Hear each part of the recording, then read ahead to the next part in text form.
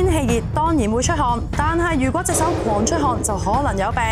香港大約有35萬人患有手掌多汗症，嚴重患者更會出現大量汗珠，甚至手掌滴水啊！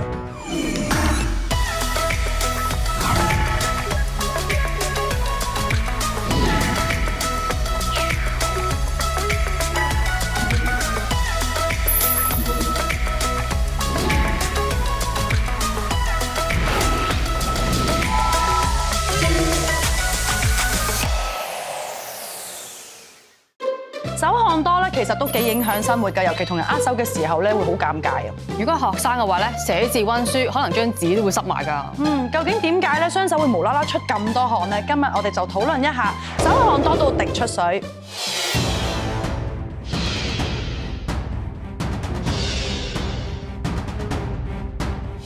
先介紹兩位嘉賓，佢哋係心胸肺外科專科余思遠醫生同埋註冊中醫師關正豪。歡迎晒兩位。各位觀眾，如果有任何健康問題想關注嘅話啦，都可以上到 Facebook 啊、開 TV 健康關注組又或者 WhatsApp 嗰度咧留言俾我哋噶。冇錯啦。咁我哋事不宜遲啦，我哋請教下余醫生先。其實我哋今日講呢個手掌多汗症啦，係咩嚟嘅咧？同我哋一般嘅流汗啦，有啲咩分別啊？嗱，其實正常人咧都會出汗嘅，因為係我哋身體用嚟散熱嘅其中一個機制啦。咁但係手掌多汗症嗰啲病人咧，就好典型嘅咧，就係佢身體唔需要出咁多汗嘅情況之下咧，都出好多個汗啊！尤其是喺有冷氣嘅環境啦，佢唔係做緊運動啦，佢都會出好多個汗。咁有時個情緒有啲焦慮啊、壓力嘅時候咧，又會令到個出汗嘅情況有所加劇嘅。咁點樣先算係多汗咧？有啲咩定義？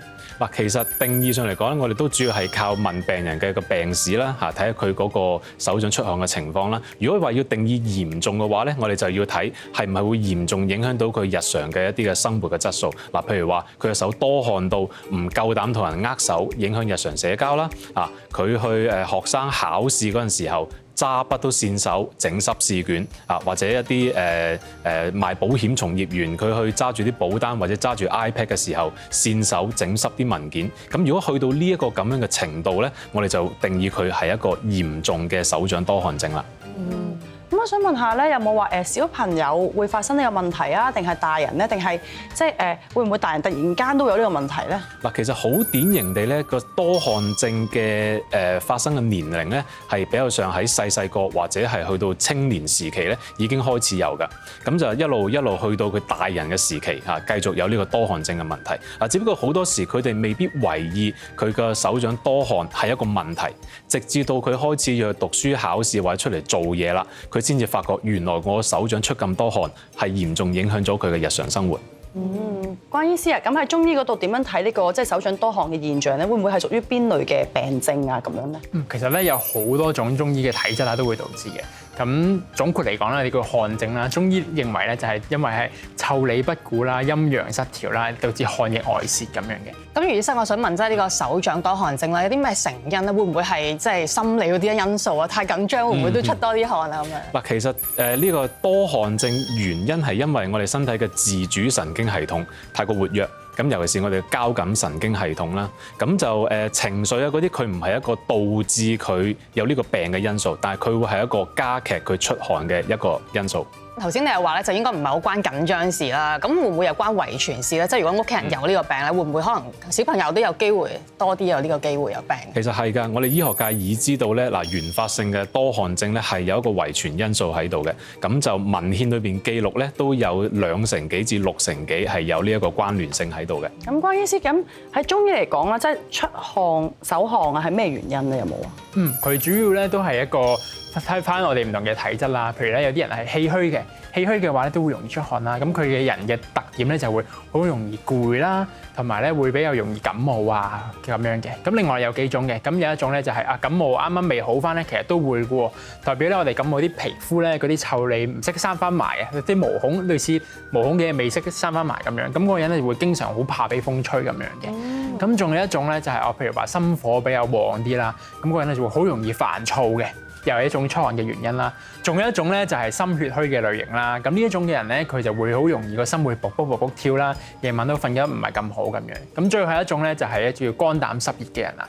咁咧佢就會比較容易係下陰位置、陰囊嘅位置啦，容易出汗比較多啦。咁啲汗漬咧都會容易比較黃啲。咁中醫就係呢幾種嘅類型咁去睇唔同嘅出汗，特別係手汗嘅問題。手掌多汗其實有時都真係幾困擾喎。咁其實喺西醫學方面咧，手掌多汗症有冇一個治療方法，即係例如藥物啊，或者做手術咁樣咧？嗱，其實有嘅。咁我哋有分保守嘅治療同埋手術嘅治療啦。咁保守嘅治療包括噴止汗劑、食一啲嘅藥物。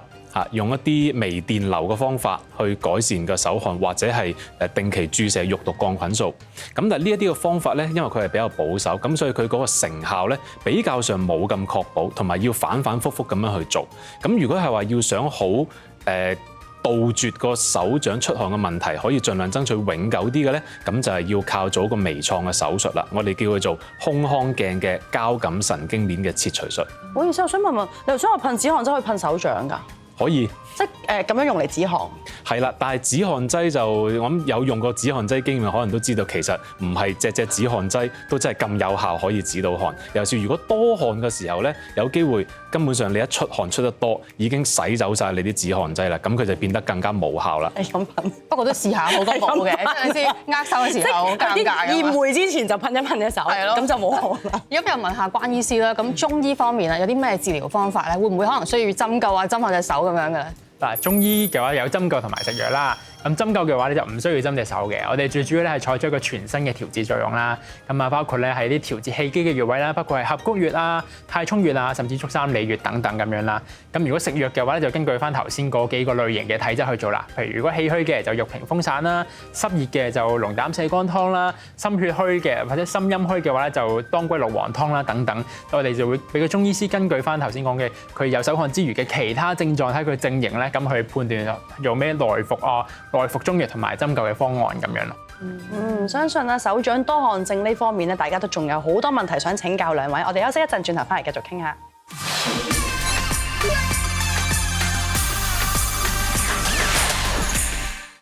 甩頭髮係男人最痛，對女人嚟講都一樣咁痛。除咗食生髮藥、搽生髮水之外，仲有冇非入侵性嘅方法去治療脫髮呢？顏醫生你好啊，咁我想問下咧，針對脫髮啦，咁如果又唔想食藥啦，又唔想做手術植髮喎，最近有冇啲咩新嘅治療方法咧？新嘅治療方法咧，包括激光治療啦，又或者啲冷凍嘅治療嘅。咁呢啲方法咧，適合啲咩患者咧？呢啲非入侵性嘅方法咧，適合一啲我哋對口服藥物咧有顧忌嘅病人啦。例如因為口服藥物咧，其實都有一啲副作用，包括一啲性功能方面嘅副作用嘅。咁所以啲病人咧都未必想係咁快咧去到用呢啲治療嘅時候啦。咁另外啦，因為有一啲嘅治療，例如激光啦，其實佢咧喺文獻嗰度顯示咧，其實佢同外用藥物一齊用咧，佢個效果咧都會可以增加咗嘅，係啦。咁另外啦，有一啲病人啦，佢哋嗰個脫髮嘅情況未去到嚴重到佢哋會考慮用手術，例如植髮嘅情況之下咧，咁佢哋都可以考慮呢啲非入侵性治療，因為佢哋都會擔心咧，啲手術咧其實佢哋都會有一啲恢復期啊，又或者有相關嘅併發症嘅。咁治療前咧有冇話要準備啲咩咧？喺治療嘅之前啦，我哋會做翻一個全面嘅一個病歷嘅評估啦。咁另外都會做一做頭皮嘅一個檢驗啦，係啦。有需要嘅時候咧，其實我哋都會有需要抽血啦，又或者攞頭皮咧係去送去化驗嘅，係啦。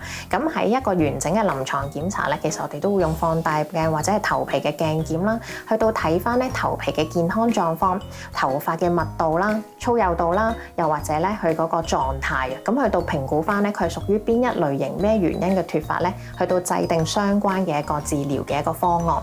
咁另外喺治療嘅中期啦，我哋都會睇一睇翻咧，去到佢評估翻佢個過程啦，有冇進步嘅。都會因應情況咧去調節嘅。咁其實冷凍治療咧，其實係原理係點咧？